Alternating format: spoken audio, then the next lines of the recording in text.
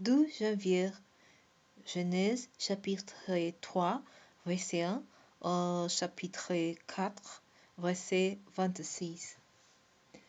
Les serpents étaient les plus astucieux de tous les animaux des champs que l'Éternel Dieu avait faits.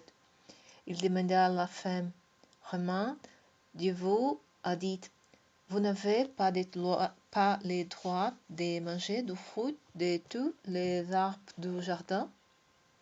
La femme répondit au serpent, « Nous mangeons des fruits des arbres du jardin, mais celui qui est au milieu du jardin, Dieu a dit de ne pas manger de son fruit et de ne pas y toucher, sinon nous mourrons. » Alors le serpent dit à la femme, « Mais pas du tout. Vous ne mourrez pas.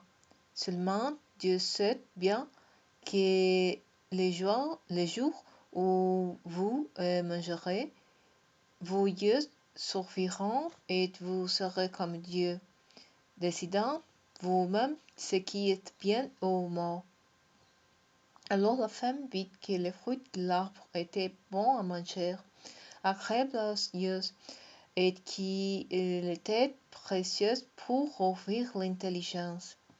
Elle prit donc de son fruit et en mangea.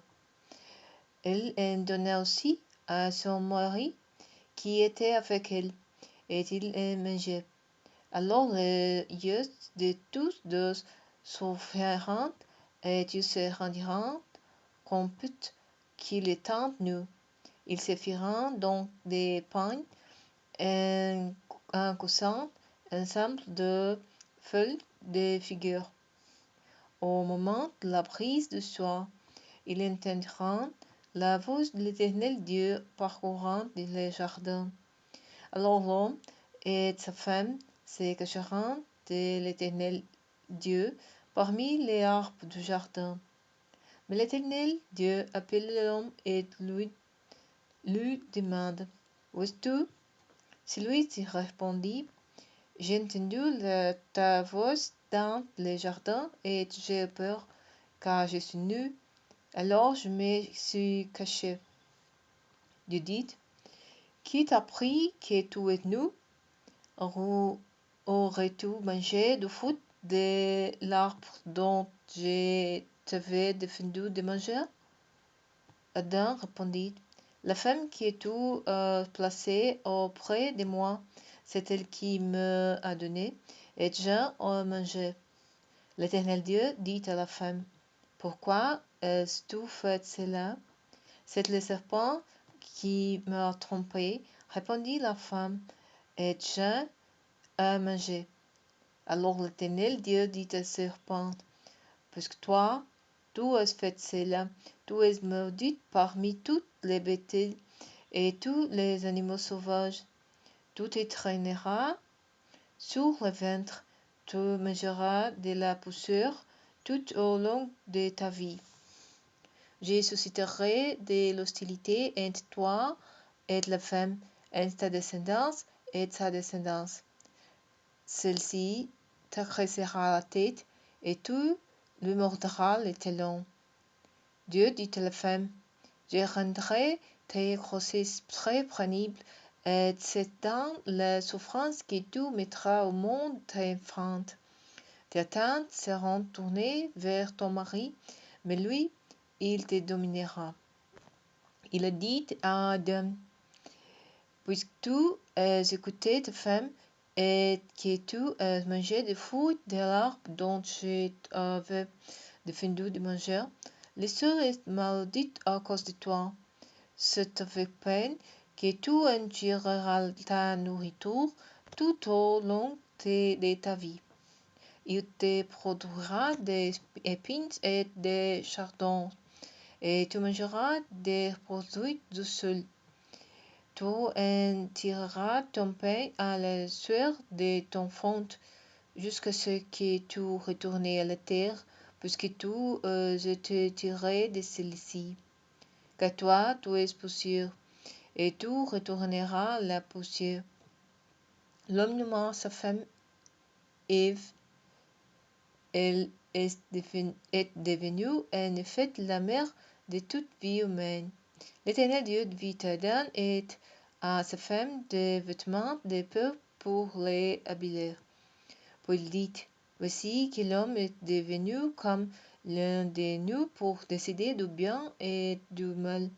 Maintenant, il ne faudrait pas qu'il tende la main pour sculler aussi du fruit de l'arbre de la vie, qu'il le mange et qu'il vive éternellement. Alors l'Éternel Dieu les chassa du jardin d'Éden pour qu'il travaille les sols d'où il avait attiré. Après avoir chassé l'homme, il posta des chérubins à l'est du jardin d'Éden, avec une épée flamboyante tournant en tous sens pour barrer l'accès de l'arbre de la vie.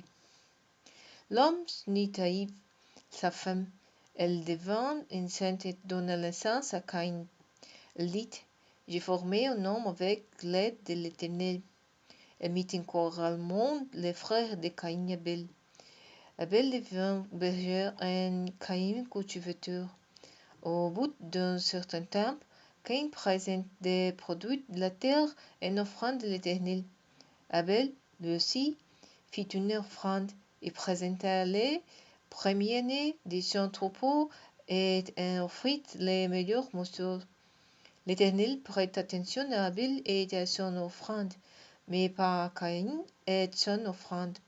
Cela mit Caïn dans une grande colère et son visage s'assombrit. L'Éternel dit à Caïn, pourquoi es-tu en colère et pourquoi ton visage est si sombre? Si tu agis bien, tu le relèveras. Mais si tu n'agis pas bien, le péché est tapis à ta porte. Son désir se porte vers toi, mais toi, domine-le. Mais Caïn dit à son frère Abel, allons aux champs. Et lorsqu'il fut rentré dans les champs, Caïn se jeta sur son frère Abel et le tua. Alors l'Éternel demanda à Caïn, où était ton frère Abel? Je ne sais rien, répondit-il. Suis-je le gardien de mon frère? Dieu lui dit, qu'as-tu fait? Je te dis le sang de ton frère qui est vengeance depuis la terre jusqu'à moi. Maintenant, tu es maudit et chassé loin du seul qui a bu le sang de ton frère versé par ta main. Lorsque tu cultiveras le sol, il te refusera désormais ses produits, tu seras errante et fugitive sur la terre.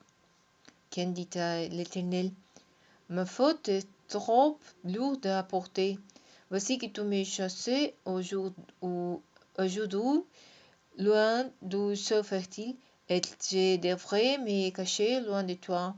Je serai errante et fugitif sur la terre, et si quelqu'un me trouve, il me tuera. L'Éternel lui dit, eh bien, si on tue Caïn, il sera vengé cette fois. Et l'Éternel marqua Caïn d'un signe pour qu'il ne soit pas tué par qui le rencontrerait. Caïn partit loin de l'Éternel. Il alla séjourner au pays de Nod, l'épée de l'errance, à l'orient d'Éden, l'épée de délices.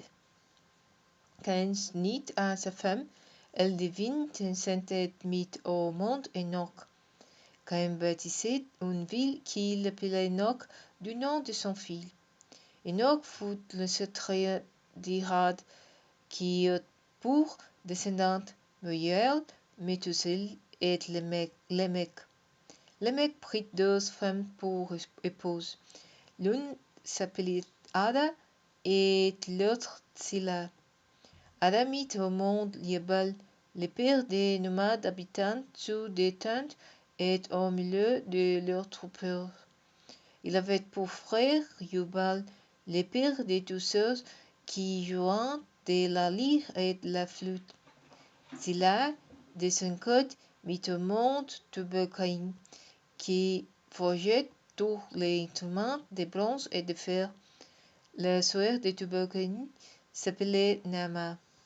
Le mec dit à sa femme, Ada est là, écoutez-moi bien, femme de Lémec, et prêtez l'oreille à ce que je dis. J'ai tué un homme pour une blessure et une jeune enfant pour prise de m'applayer. Caïn sera vengé cette fois, et Lémec 70 cette fois. Adam unit encore à sa femme, et elle mit au monde un fils qu'elle nomma Seth, car, dit-elle, Dieu m'a suscité une autre descendance pour remplacer Abel qui Caïn a tué.